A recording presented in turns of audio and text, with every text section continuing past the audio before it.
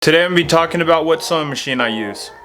Hey guys, what's up? Welcome to the channel. If you're new, make sure to subscribe, hit that like button. If you're returning, thanks for checking it out, and let's start talking about this sewing machine. So this is a Consew 29BL. As you can see, it's a long arm. It's a bigger bobbin.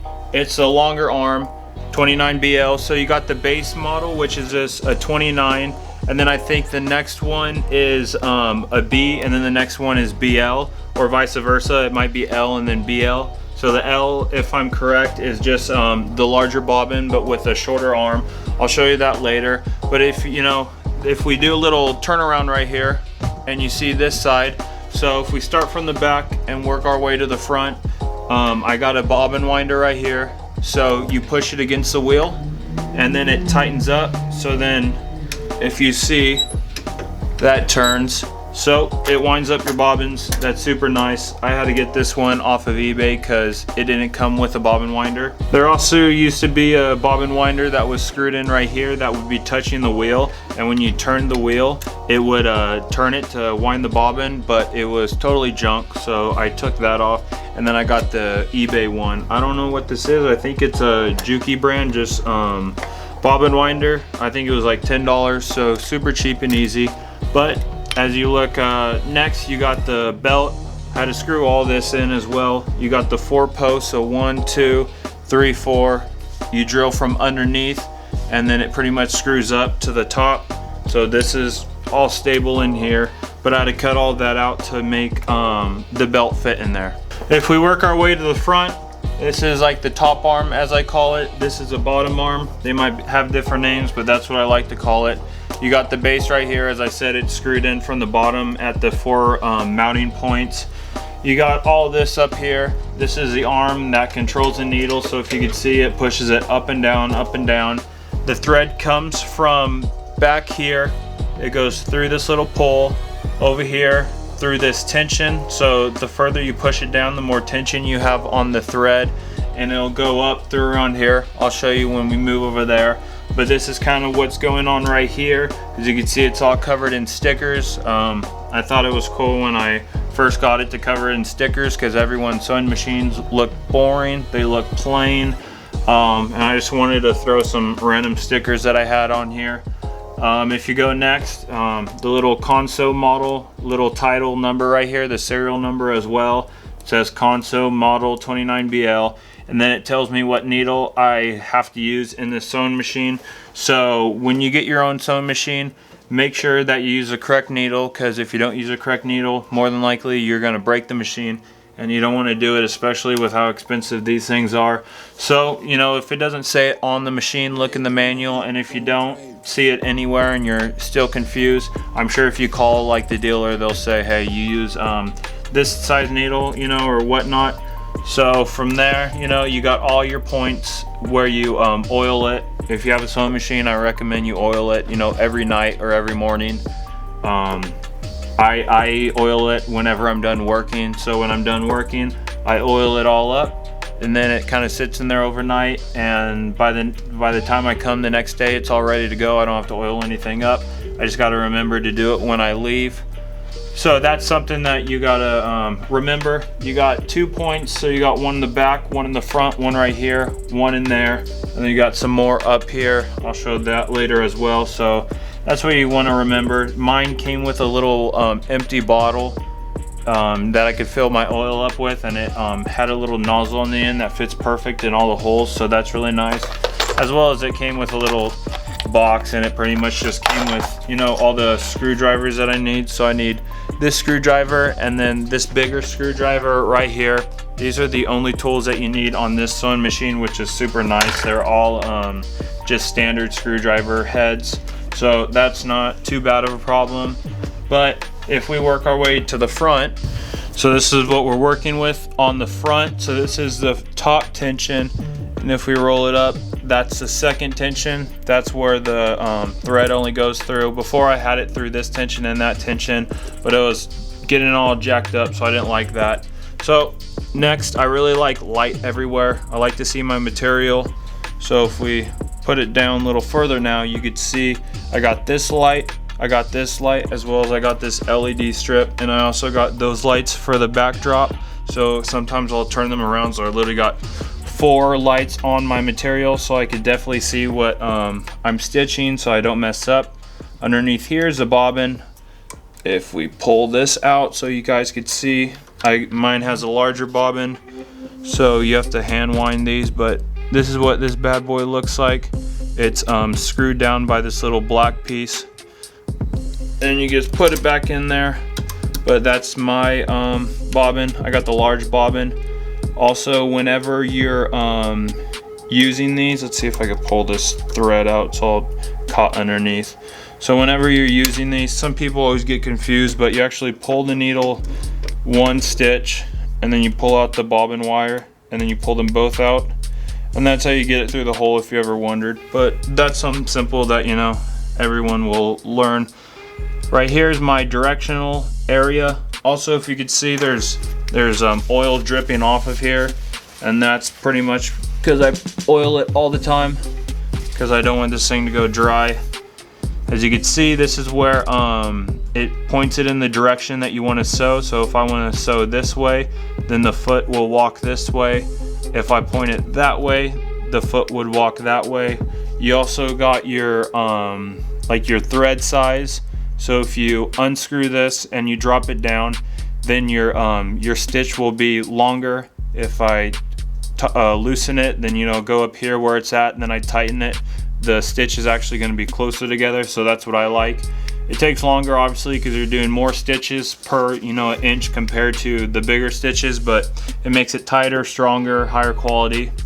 You see right here, that's that screw, it lets you change out the needle. So when you have your needle, make sure the flat face on the bottom is faced that way. If you have like a console, that's what I'm pretty sure all machines, the flat part on the bottom is facing that way. But that's just a little reminder, you know, I got the correct needle right there. I also got all of my threads sitting back here, size 69.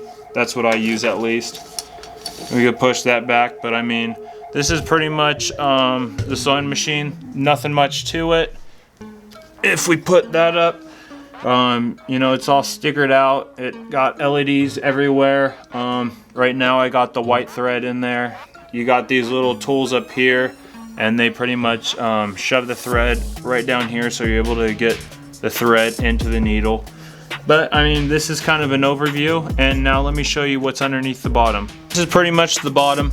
If we start on this side, you just got a little pull out right there.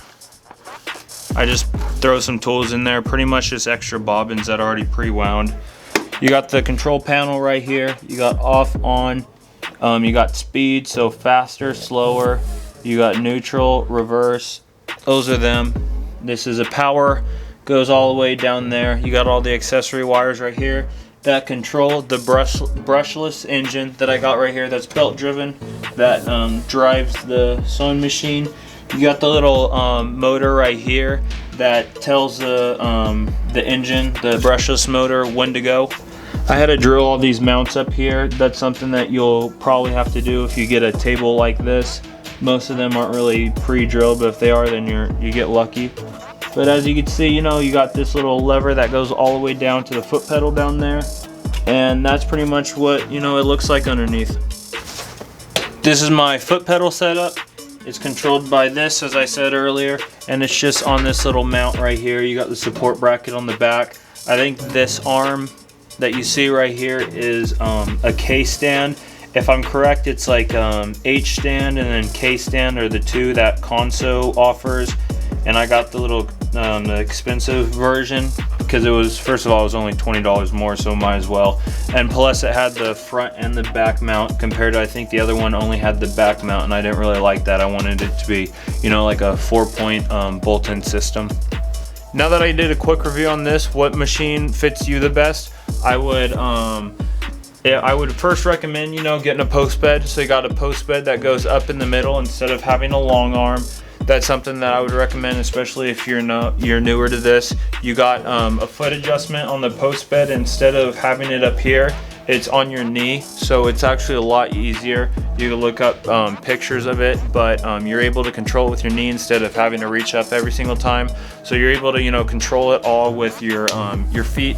and your knee and your hand, so that's really nice. Also put links in my description to all the sewing machines that I recommend. I'll put them in like price brackets, so you know cheap, affordable, expensive. Also put it intermediate, beginner, advanced type sewing, so that'll be easy. But you got different brands. You got Conso, you got Singer, you got Juki, if I'm correct, it's Juki. Those are the different brands. So you got the long arm, you got the post bed, then you got the flat bed. It's I forgot what brand it is, but I've seen it on Joann's before. But I'll put my link in the description, because I think it's $50 cheaper on the internet. You gotta wait 2 days on Amazon, but hey, it comes in, you save 50 bucks, so that's something nice. But with that, it's a heavy duty sewing machine, so you got the bigger needle as well as the thicker thread if you don't want to spend money on stuff like this. But I'd highly recommend getting an industrial machine if you could afford it. If you can't afford it, then you should go on Facebook Marketplace, you should go on Craigslist, you should go on those apps like that. See if anyone's selling them. Maybe they just like bought a house and it was in the corner and they don't want it, they don't even know what they got. Or if they're clearing out somebody's house, you could get a steal on that. You get a great deal, so you could check that out. As well as in Los Angeles and New York, they got their industrial machines that come out of factories that they refurbish and sell, because whether they're getting new machines in the factory or whatnot, they're selling those, and you get them for a fraction of the price if you're buying it brand new. So that's something to think about also. But that's pretty much my recommendations for sewing machines. You got the long arm, you got the post bed. Those are what I recommend if you have if you get industrial, preferably post bed. A little lower, you got the heavy duty sewing machine that's flat. I think it's around $300 or something like that you get at Joann's. But the only problem with that is flat, but you could work around that. That's not a problem. It's thick enough, it's heavy enough where it could stitch through leather. And then if you want to go the cheap, like the super cheap route, you got the $100 hand crank one off of Amazon. I'll put that down in the description. There's lots of videos on that, on people making that better, or how they're able to sew a lot of leather with that for only $100. So I'll put that down in the description. I used to have one. I actually just sold it yesterday, so I got this bad boy. But you could go check out that. I'll put it all in the description, as I said. But this is pretty much it. This is my machine. I shared with you some of the machines that I would recommend to use. Thanks for checking out this video. If you learned something about this sewing machine, or if you know what sewing machine that you want now, make sure to let me know. Hit that like button, comment down what sewing machine you use right now, or if you learned something, like let me know what you learned, and I could maybe answer some questions as well if you have any more questions about the machine that I got. Also, if you'd like, comment down what video you like to see in the future, whether it's how I get leather, or what type of materials I use, what type of what techniques I use on the sewing machine, just random stuff like that. I think it'll be cool videos. But thanks for checking out this video. Make sure to like, subscribe, check out all my other videos, and until then, see ya.